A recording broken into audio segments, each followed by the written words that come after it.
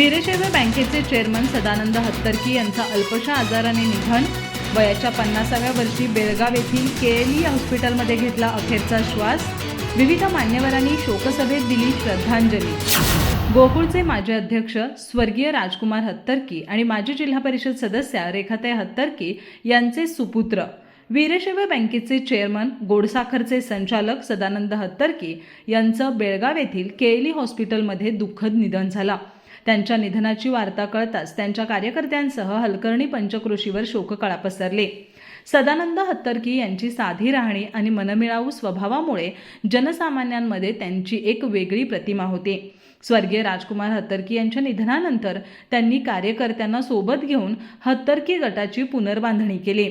ते हलकर्णी भाग शिक्षण प्रसारक मंडळ हलकर्णी इथं संचालक म्हणून कार्यरत होते. हलकर्णी ग्रामपंचायतीसह विविध संस्थेवर हत्तरकी गटाचं वर्चस्व त्यांनी अबाधित राखलं.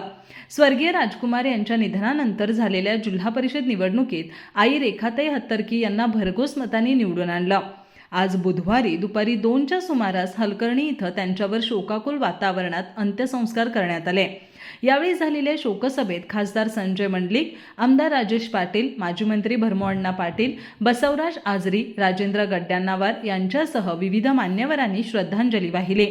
सुरगेश्वर मठ नूलचे गुरुसिद्धेश्वर महास्वामीजी, कारीमठाचे गुरुसिद्धेश्वर महास्वामीजी, निडसोशी मठाचे शिवलिंगेश्वर महास्वामीजी यांनी मंत्रपठण केलं.